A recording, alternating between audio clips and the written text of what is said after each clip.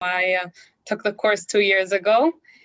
I'll tell you from the beginning where it started. I grew up in Har Nof in Yerushalayim. I'm a Haredi girl. I learned in Beis Yaakov. I went to regular top high school in Jerusalem.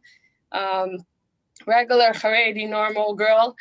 I went after I finished high school. I saw everyone was going to programming and accounting, and I wanted to do something a little different than everyone else.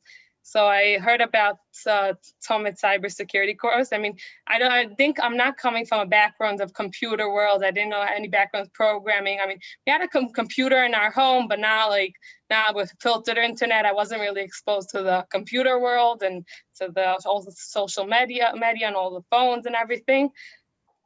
I was very good at technical stuff, so I felt like the high tech is my field. Cybersecurity sounded most interesting. I heard about the course, I researched the field. It sounded very something I want to do more than programming on the regular thing. So I signed up to Tzomet cybersecurity course.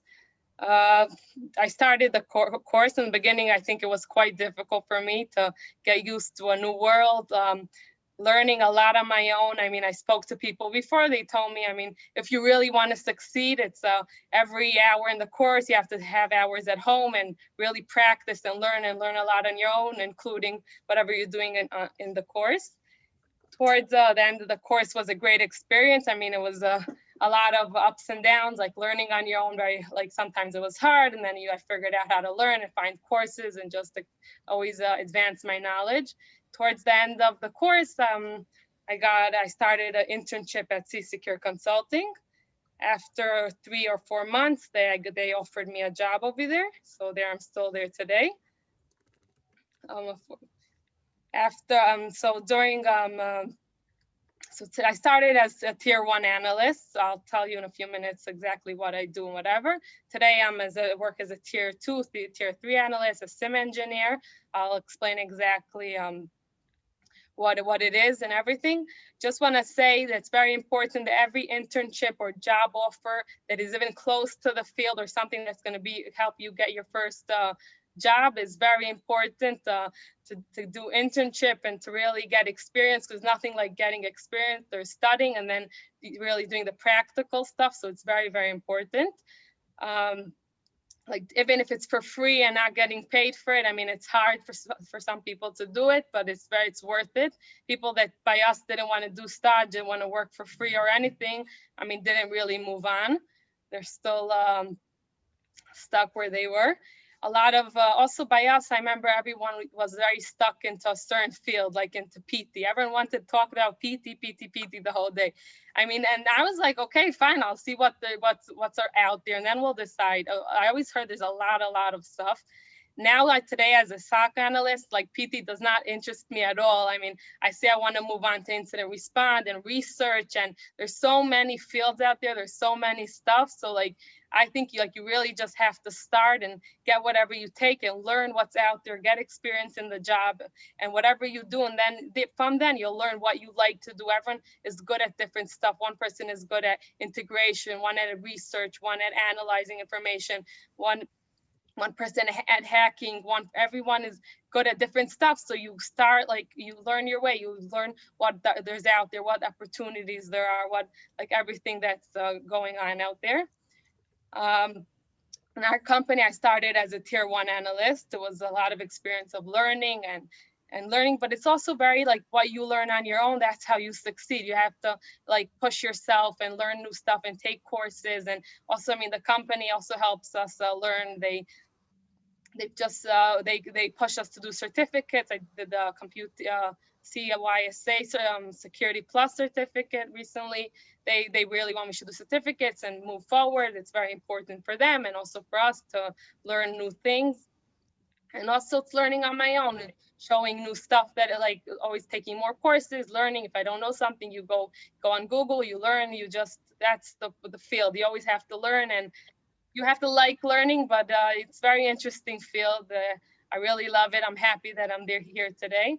I'll tell you a little bit, I'll explain a little bit what I do in day to day, every day.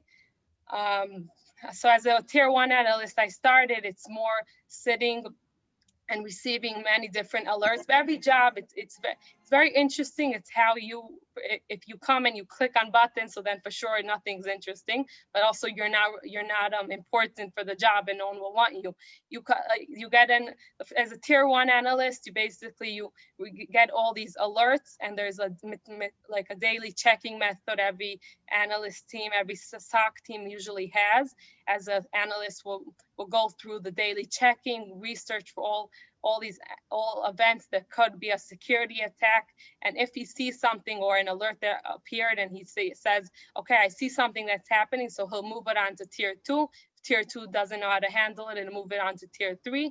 But the whole job is very interesting. And if you see an event, I'll see traffic going out to Arabic countries. So we'll try to figure out what is going on here. I mean, it's going out on a certain port, and such a huge amount of traffic is not supposed to leave the company.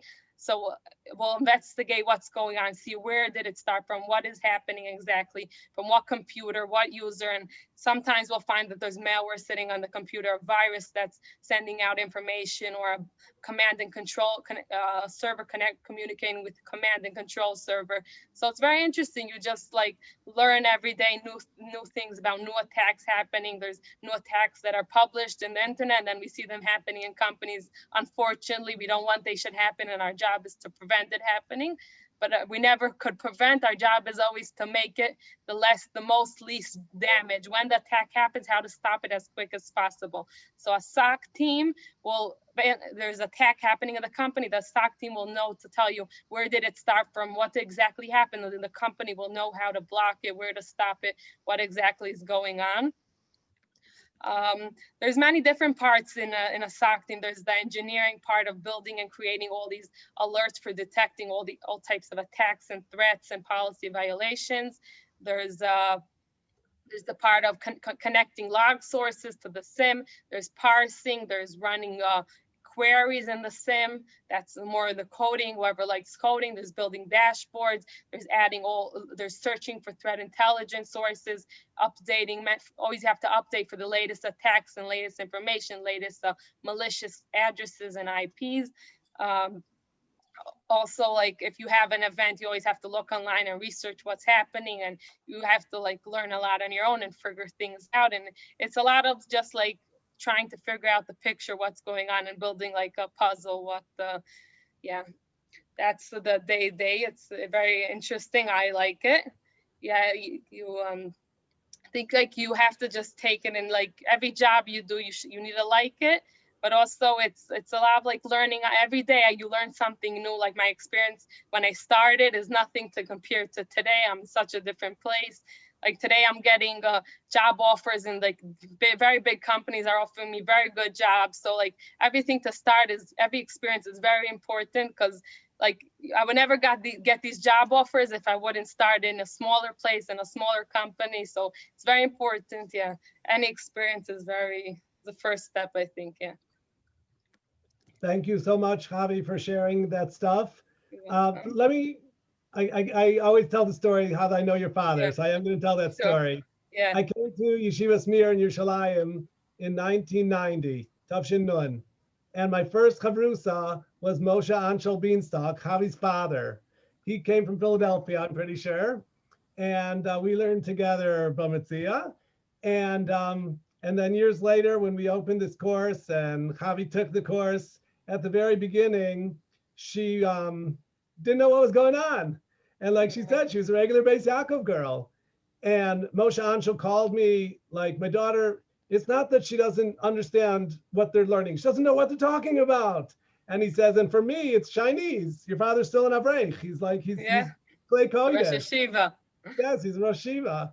So he's like, I can't help her. She doesn't know what's going on. I said, Moshe Anshel, listen to me. Let her just hang in there. Let her push through and be brave, and it'll start to make sense. And so Chavi had the bravery to push through and get through a period of ambiguity and not knowing what was going on. But like you said, you're in a totally different place. You're a professional today in the field, and I'm really proud of that. I'm really happy for you. And it took a lot of guts. And I actually, as you know, I know your neighbors, the Movsases. Yeah. And so I understand that you used to go to their house and sit on their computer for hours and hours doing a lot of Yeah, research, so that you're yeah, really tenacious and really ambitious and really diligent in your studies. And I think that was the key to your success. right. I'm curious a little bit, about tier 1, 2, and 3. Is there a tier 4, or is tier 3 as high as it gets in the SOC? How does that work? Usually tier 4 is like depends where. I think today there is places that have already tier 4. The mamish like get into the systems and like know exactly like everything that's going on there. But tier 2 is basically getting the information from tier 1. Tier 1 is like the security alert that like alerts like, hey, this is happening. Let's move it on to the next one. And then the next level is tier 2 that's going to take the information and check, is this really a security event or attack, or it's something that it's false positive and we'll close it. That's the difference from tier 1 to tier 2. Tier 2 is going to know how to analyze the information, to really investigate it deeply, to take out a report and send it to the customer or report. Tier 3 is more hands-on. If there's really a security event, so tier 3 will be sent to the company, and hands-on help stop the tier 2 will be reporting to tier 3. We see that there's still malicious traffic going out to the internet, block this server, take down this server. We have to like format this servers. We have to take these offline. We have to bring back up online these users. We have to switch and reset passwords. It's more hands-on the tier 3, and tier 2 is more investigating what's going on the SIM itself. That's the basic difference between both of them. Interesting. So, hi, could I just ask, so when do you document the incident? Only in tier 3? No, while it's tier 2 will document the beginning, and tier 3, when they're closing the internet, tier 3 will document it. So when you did tier 1, you didn't do any documentation in the beginning? No, tier 1 will document the first step. We had a ticketing system, so tier 1 opens it in a ticketing system. It'll open what did they see exactly, a description in their level, what they understand. Then tier 2 will try to understand their information, and then from there to go move on. But as clear as possible, as they understand, they'll open. They document also the first level. The document that will go to the customers or tier 2 or tier 3. Okay, and it's all in English?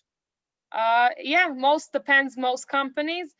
Some companies, Israeli companies, will prefer in Hebrew, but a lot of Israeli companies also like in English. High tech is mostly in English, yeah. Okay, can I ask 2 more questions? Sure. First, do you work remotely, and do you have shifts, or you have set hours? So I work remotely from home now because Corona, yeah. So that's a big thing for everyone. Before that, you commuted? Yeah, so I moved. I went to the office a few times a week, and it was flexible. It was like twice from home and 3 times from the office in the beginning. Since Corona, I'm working just from home. Something I learned to really like. And the hours, it's always the same hours, or you work different shifts? So there is shifts. I personally work full time from 8 to 4, 4:30. Yeah, right. I work a full time, but there's tier 1 usually will be the ones on shift, working sometimes at night, at day, and then tier 2, tier 3 will less have shift. They'll be on call if they need them, but yeah. Right. Okay, thank you. What about Shabbos and Yontif, Chavi? Tell us about that. So wherever I'm now, they respect it, and you don't work on Shabbos and Yontif. They don't want you should do it, and they don't demand you doing that, because wherever I'm now, they do respect. But also many different companies I interviewed in, and I was just recently by interview. He asked me before if I keep Shabbos. I told what about Fridays and Shabbos? I told him I keep Shabbos, so I can't work on Shabbos. Then after he called me back, he's like, for me, I know it's fine. We if we still want to maybe move on, whatever. But it wasn't relevant for me. But he told me for me it's a closed case. You keep Shabbos, and we can't since Shabbos starts until it ends, we won't be able to bother you. But if they really want you and they see your goal, they'll take you anyways. That's what I feel. They see you're good, they see you're passionate, they see you have what to give, even though you can't work on Friday, Shabbos, or in Yontif, but it's worth it for them to invest in you and take you even though you can't do that. Yeah, that's what I feel. I once had an interesting conversation with Noam, the head of C Secure, And he Yeah. told us that this is for Israeli clients, not so much for American clients. But he said for his Israeli clients, when they offered them 24/7 that they would, alert them on Shabbos, the clients didn't want it because the clients are themselves Israeli Jews who want to be off on Shabbos. And so like, don't call me Friday night and tell me I have a security incident. I don't want to hear about it. Call me on Sunday morning when I can deal with it. So that's also, I think, a factor in Israel, which is different in the States. I just ask, I'm just so surprised because I'm in America and the non-Jewish companies are very respectful. Like I'm saying, even like I've family members in the medical field and they're very respectful for our holidays that are much longer. They like Sukkot, Pesach lasts much longer than their Xmas and Easter. It's just one day. So how come in Israel, if they're Jewish, are they so hard on you? No, they're not hard. I think their places a lot of places called me to offer me if they wanted I should work on, if it was just a job was relevant for Friday Shabbos, I just told them it wasn't relevant, but there's certain places that want you. So they'll say, yeah, it's relevant and they'll work it out. Because I guess there's just Jews. So I guess in Israel it's different, but yeah. But you could find there's many places that will respect you and take you for what you have to give them without working on Shabbos, yeah. Chavi, I'd like you to tell everybody about the atmosphere at Secure. How many people from Tzomet are working there? I think we're almost everyone, no? No, we're a lot. Yeah. So basically it's a SOC of Haredi people from Tzomet. Yeah. So yeah, it's a very good atmosphere, Haredi people. I think it started as a complete Chiloni company. They got to know the Haredim. They got to know how good we are, how dedicated we are. It's worth it to invest in us, and we give a lot, I think, better than other people. So yeah, they were a lot of Haredim over there, and they really think they think we're better than others. Yeah. Nice.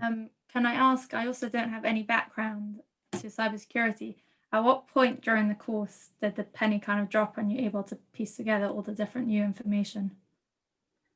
It took time, not in the beginning for sure.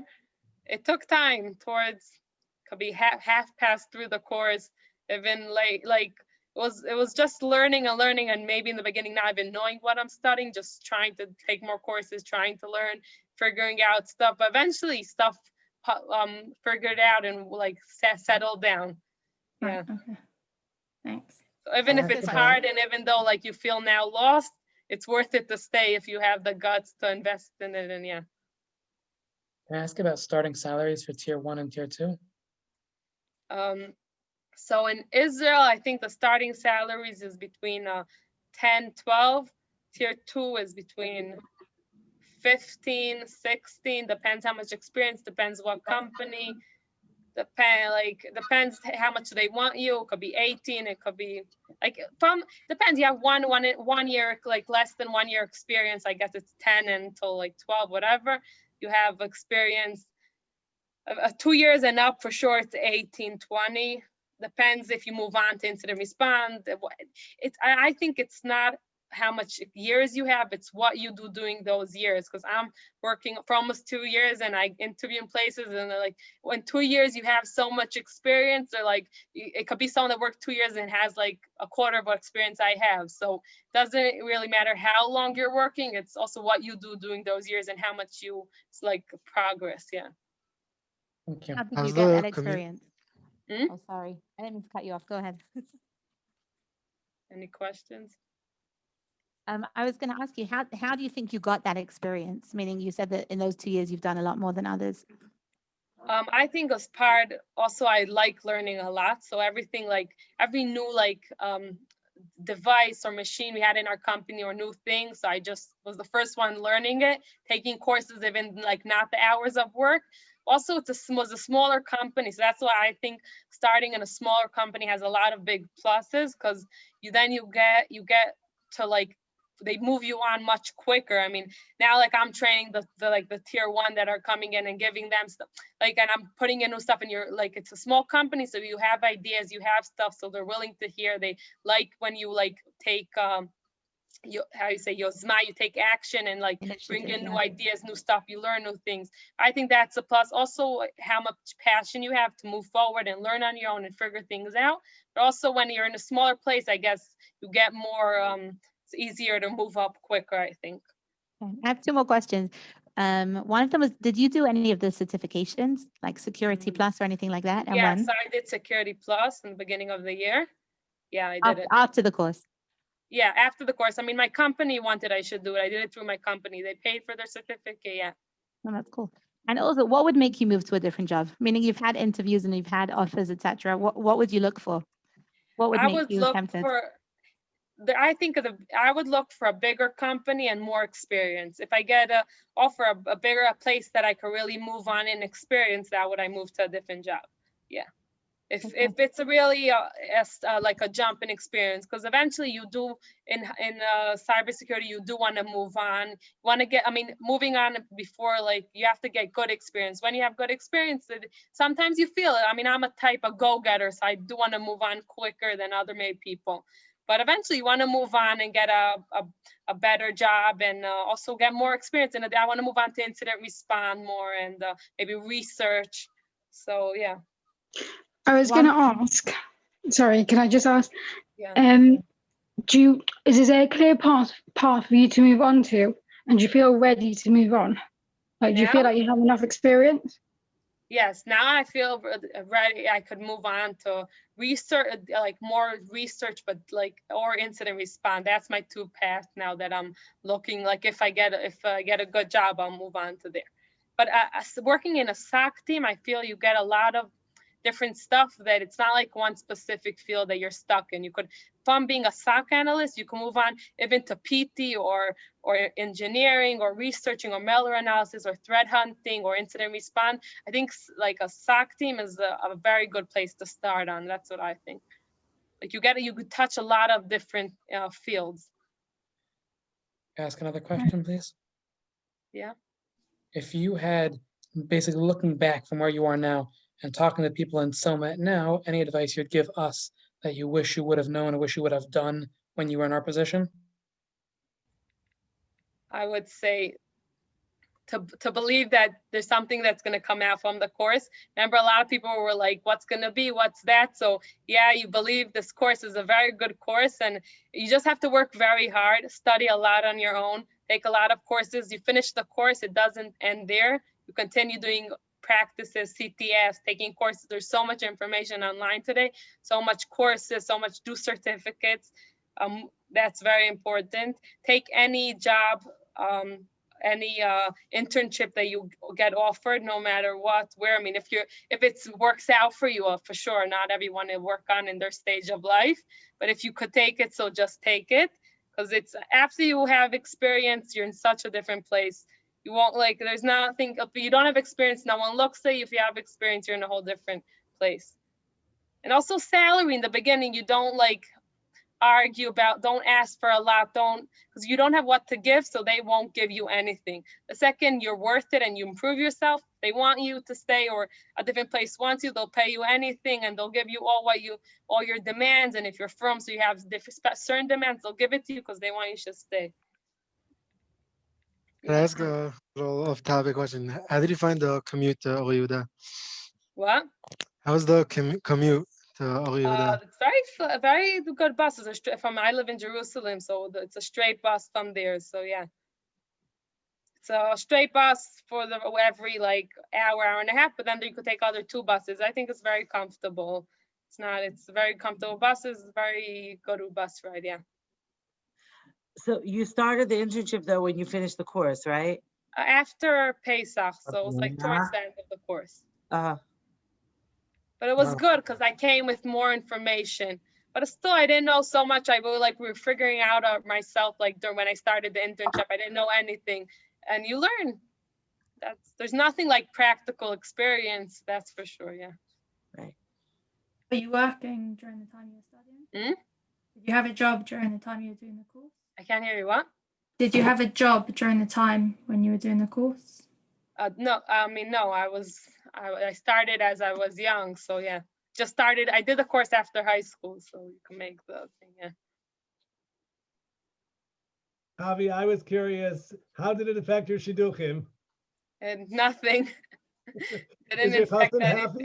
Is your It husband sounded very good that a girl's already, my friend just finished school like this coming year, and I was already working like a year in front of them. I'm already almost with 2 years experience. They're just looking now for their jobs. I was like a year ahead of them. I think people more wanted because it was more, sounded much better. Girl in cybersecurity, and yeah. I Is your think- husband afraid of you?